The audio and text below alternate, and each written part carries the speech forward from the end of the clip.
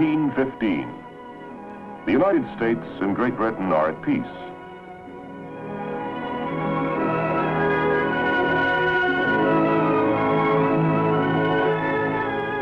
The seas, so recently the scene of frigate duels, blockading and privateering, are now great highways between rich markets. Fed and nourished by an ever-expanding seaborne trade, a new America grows out of the western wilderness. The Navy will play an important role during this golden era, 45 years of expansion following the War of 1812. It will protect Americans away from home and promote peaceful trade abroad. The Navy will contribute to military science, giving the United States newer and more powerful weapons with which to defend the nation at home and abroad. Its operations during the wars in Florida, Mexico, and California will help extend the American frontier along the Gulf and west to the Pacific Ocean. Naval diplomacy will further American interests abroad and open Japan to the world without resort to arms. In peace, as in war, America needed her Navy. Pirates, slave trade, revolution. These were but a few of the problems facing the United States Navy after the War of 1812. To deal with threats to the American flag, the Navy organized 6 naval squadrons. One for the Mediterranean Sea, another to cover the West Indies, a third to patrol the West African coast, a squadron for the South Atlantic, one for the Eastern Pacific, and a squadron to protect American interests in the Far East, or as it was then called, East India. First, a squadron for the Mediterranean. Algiers, strongest of the Barbary powers, had used the War of 1812 as an excuse to pillage American shipping. But on March 2nd, 1815, just a matter of days after the peace treaty with Britain was ratified, Congress declared war against Algiers. On June 17th, an American squadron under Commodore Stephen Decatur engaged the flagship of the Algerian Navy and battered it into submission. Peace negotiations opened 12 days later, ending the war. In the Caribbean, American shipping faced another serious threat: pirates. Between 1815 and 1823, mariners reported nearly 3,000 cases of piracy in the West Indies. To meet this threat, the Navy established the West India Squadron in 1822. The duty was tough and dangerous, but by 1829, the Navy's West India Squadron had made the Caribbean safe for American shipping. Another trouble spot was off the coast of Africa. Here in 1820, the Navy established a patrol to curb slavery. Although condemned, the slave trade was a profitable business. The Navy remained on the alert off the West African coast, taking slavers and freeing their African prisoners. In the decade after the War of 1812, Spain's colonial empire in America crumbled. While the American people watched the struggle of their neighbors to the south with sympathy, some European powers talked of supporting Spain. In his annual message to Congress on December 2nd, 1823, President James Monroe condemned European interference in Latin America. He declared, "The American continents, by the free and independent condition which they have assumed and maintain, are henceforth not to be considered as subjects for future colonization by any European powers." While Europe mulled over the Monroe Doctrine, 2 new American naval squadrons operated in troubled waters around Latin America. The Brazil squadron kept a weather eye peeled for developments that might have affected American trade and policy in the South Atlantic. Off the west coasts of South and North America, the Pacific Squadron protected American interests in the Pacific Ocean. In the Oregon Territory, the fur trade boomed. Another industry, whaling, brought scores of American ships to the Pacific and new responsibilities for the peacetime Navy. Other Americans fanned out over the Pacific, missionaries to Hawaii, Yankee merchants to take advantage of the rich China trade. By 1835, American trade was second only to Great Britain in the Pacific. But here too there was trouble. In Sumatra and China, pirates, turmoil. In 1835, the United States established the East India Squadron to protect and encourage American trade in the Far East. Commodore Lawrence Kearny, flying his flag in the historic frigate Constellation, commanded the East India Squadron, which arrived off China in 1842. Kearny's naval diplomacy enabled the United States to obtain trading rights in China equal to those granted to Great Britain. By the mid-1840s, the Navy had made much of the world safe for American commerce. In the Mediterranean, the West Indies, and off the coasts of Africa and South America, in the Pacific and Far East, the Navy pioneered trade protection and promotion. At home, the nation was assured of its Navy's protection with the establishment of the Home Squadron, a quickly available concentration of naval force on the East Coast. Now, as canals, hard surface roads, and riverboats made it easier for inland production to reach the coast, American merchants reached out confidently for new markets, assured of their Navy's worldwide support. And the growing republic benefited. Washington had seen many new faces since the British had burned the nation's capital in 1814.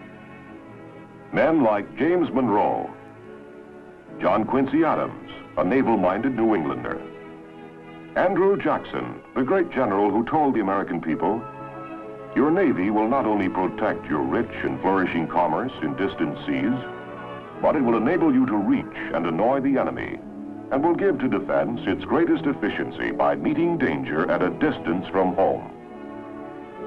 Jackson's successor was Martin Van Buren. When President Van Buren took office, the Navy stood on the threshold of momentous changes in ship construction and gun design. Except for refinements, ships and naval ordnance had not changed basically for centuries before 1840.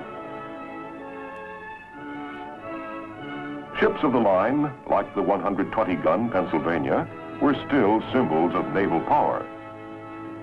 Robert Fulton designed and built the twin-hulled, center-wheel steam war vessel Demologus in 1815, the first steam-driven warship ever constructed for any Navy. 22 years later, the Navy built the Fulton, 1837, the true beginning of the steam Navy. The Fulton's first skipper, Captain Matthew C. Perry, pioneered steam engineering and was instrumental in founding the Engineer Corps. His suggestions were used in the construction of the steam frigate Mississippi. This side-wheeler was completed in 1842, but its exposed machinery was vulnerable to well-placed shot. The submerged screw propeller seemed to be the answer to this problem. Now the water itself would protect much of the warship's vital machinery. The first screw-driven warship ever built, the Princeton, put to sea in 1844. Again, the United States had shown the way. By the time the Merrimack-class screw frigates began operation in 1857, steam propulsion was established in the Navy. Revolutionary developments also took place in naval ordnance after 1840. Gun design had not changed much in the 250 years since the Spanish Armada. The solid-shot, smooth-bore gun was still standard on warships. All this was to change. Solid shot gave way to explosive shells, and the first scientifically designed naval guns were readied for use at the Washington Navy Yard. Lieutenant John Dahlgren's experiment showed that the highest pressures were near the breech of the gun. Pressure then rapidly diminished as the projectile traveled along the bore. Dahlgren constructed a bottle-shaped gun to conform to these pressure relationships. Improved and more powerful naval ordnance forecast the end of the wooden warship. The ironclad was not far off. Meanwhile, the Navy played a leading role in furthering geographical knowledge. 6 ships under Lieutenant Charles Wilkes left the United States in the summer of 1838 on a voyage of Pacific exploration lasting almost 4 years. The expedition surveyed the South Pacific to Australia, followed the Antarctic ice barrier nearly 1,000 miles, and proved that a great continent lay beyond this massive ice shelf. Increased knowledge of the sea brought on by such expeditions led to the establishment of the Nautical Almanac and hydrographic offices. Another result was the establishment in 1842 of the Naval Observatory under Lieutenant Matthew Fontaine Maury. His studies of the world's oceans and wind currents helped make navigation faster and safer. Maury, pathfinder of the seas. At the same time, there were significant changes in naval administration. From 1815 to 1842, a board of 3 Navy commissioners assisted the Secretary of the Navy in administering the department. Then, to meet the growing needs of the Navy, Congress established 5 bureaus: Navy Yards and Docks, Construction, Equipment and Repairs, Provisions and Clothing, Ordnance and Hydrography, and of Medicine and Surgery. The Bureau of Medicine and Surgery grew out of the Navy's concern for the welfare of its sailors. Naval chaplains looked after the spiritual welfare of sailors on long overseas cruises. Chaplains also acted as schoolmasters on board ship, but naval training was still pretty haphazard. The deficiency was met by a professional school for the naval officer, founded at Fort Severn, Annapolis in 1845, through the efforts of George Bancroft, Secretary of the Navy. Commander Franklin Buchanan was the first superintendent of the Naval Academy. In the decade beginning 1835, the Navy faced troubles at home. First in the Florida Territory. Near Tampa, Seminole Indians massacred an Army detachment, touching off the Seminole War. The war spread into southern Alabama and Georgia in 1836 with the revolt of the Creek Indians. To operate with the Army, almost the entire Marine Corps, under Colonel Commandant Henderson, proceeded to military outposts in Georgia and Alabama. The Marines fought successful campaigns against both Creek and Seminoles. A small fleet under Lieutenant Commander McLaughlin operated against the Seminoles in the Everglades until the war ended in 1842. The Navy's fleet of small sailing vessels, barges, and canoes penetrated hundreds of miles into the swamps on the track of elusive Indians. No sooner were the Seminoles pacified in Florida than trouble flared in Texas. In 1836, this important part of Mexico revolted and established a republic. The United States annexed Texas in 1845. This caused Mexico to break off diplomatic relations with the United States. President Polk sent land and naval forces to protect American citizens and interests in Texas and Mexico. War broke out in May 1846. General Taylor's army met the Mexicans in battle near the Rio Grande.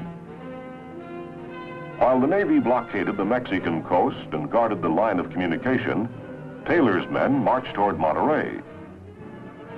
It was a tough campaign for these American infantrymen who had to fight dust and disease, as well as the enemy. In 1847, plans changed. An advance on Mexico City from Veracruz instead of by way of Monterey. This called for a large-scale amphibious assault. Supported by naval gunboats and steamers under Commodore Connor, more than 10,000 troops were landed below the Mexican stronghold in March 1847. Veracruz was shelled, first by Captain Josiah Tatnall's gunboats. Ashore, the Army needed more firepower. The Navy sent up 6 heavy naval guns to pound the city. Naval gunners stood up against withering enemy fire. Veracruz fell on March 25th, and the Army and Marines moved on Mexico City. Naval forces, now under Commodore Perry, neutralized strong points along the coast while the Army pushed inland. The war was also fought in California, where the Navy played a decisive role. In July 1846, Commodore Sloat put 250 sailors and Marines ashore to occupy Monterey, Mexican capital of California. 2 days later, a naval force occupied San Francisco. Commodore Stockton, who relieved Sloat in command of the Pacific Squadron, then moved to take all of California with a spearhead of Marines, sailors from the fleet, and a battalion of California volunteers. On July 29th, his sailors and Marines captured San Diego. On August 4th, Santa Barbara. 2 days later, San Pedro fell to the Navy. On August 13th, Marines took Los Angeles, but were driven back by the Mexicans after a siege of a week. This and another setback at San Pasqual on December 6th did not deter Stockton, who reorganized his forces to advance on Los Angeles from San Pedro. In January 1847, Stockton's force defeated the enemy at San Gabriel and La Mesa and reoccupied Los Angeles. Here, the Americans and Mexicans signed the Treaty of Cahuenga. The war was over in California. On the Gulf and Pacific coast of Mexico, the war continued until early 1848. In the Pacific, naval forces captured Guaymas, Mazatlan, and San Blas, and tightened the naval blockade of Mexico. Marines fought to the halls of Montezuma. Mexico capitulated, and the western border of the United States touched the Pacific. In Northern California, gold was discovered, and the race was on, most of the 49ers making the trip by sea. Across the waters that washed California shores was the Orient, Japan, a hermit Japan. The Navy helped open Japan to the world. First, Commodore Biddle in 1846. He got as far as Tokyo Bay. Commodore James Glynn in the sloop of war Preble arrived at Nagasaki 3 years later and obtained the release of a group of American castaways held there. In July 1853, Japanese fishermen on the shores of Tokyo Bay sighted Commodore Matthew C. Perry's black ships. Perry came prepared. He had force to use if necessary, the steam warships Mississippi and Susquehanna, supported by other ships. But Perry also came armed with knowledge. His experts had studied Japan and Japanese customs. Intelligent diplomacy was Perry's main weapon. He made it clear from the beginning he would deal only with the highest appointed Japanese officials. On July 14, 1853, Perry's honor guard of some 400 sailors and Marines marched to a pavilion on the beach at Kurihama. With great pomp and display, Perry presented a letter from President Fillmore requesting friendly relations with Japan. The Japanese were impressed. Perry then left, promising to return for an answer the following year. By the time Perry's squadron returned in February 1854, the Japanese had decided to negotiate with the American commander. While American and Japanese officials framed a treaty, Perry's men entertained the curious Japanese officials with a naval sideshow. Marines showed off their marksmanship. Sailors demonstrated the telegraph. And engineers set up a model railroad to give kimono-clad dignitaries their first train ride. America and Japan concluded a treaty. It opened 2 ports to American trade. It guaranteed protection to shipwrecked American seamen. Naval diplomacy had once again paid off. Japan was open to the world. At the midpoint of the 19th century, the Navy fanned out over the globe on many exploring and surveying expeditions. To the River Jordan and the Dead Sea in the Holy Land, where camels pulled small boats across the desert plains. To the Arctic, and into the jungles of Panama and West Africa. Naval ships surveyed the Atlantic for the first transoceanic cable, and on extensive voyages again explored the Pacific, this time from Australia to the Arctic Ocean. As the clouds of civil war gathered in 1860, Americans could look back with pride on what their Navy had accomplished during this golden era. First of all, the Navy protected American citizens and promoted trade throughout the world. New markets were opened for American commerce, and assurance given that the American flag would be respected wherever it was flown. Naval protection and promotion of trade helped boost the American merchant marine to a total of 2.5 million tons by the year 1860. Secondly, the Navy made important contributions in exploration, oceanography, steam engineering, and ordnance. A third accomplishment was the Navy's support of American military operations in Florida, Mexico, and California. These operations, particularly the Mexican War, added vast areas to the United States. In 1860, the nation reached from the Atlantic to the Pacific. Finally, naval officers in their role as diplomats and representatives of the American people abroad achieved results that strengthened the United States' position among the nations. The Navy had demonstrated the vital role it must always play in peace as well as in war.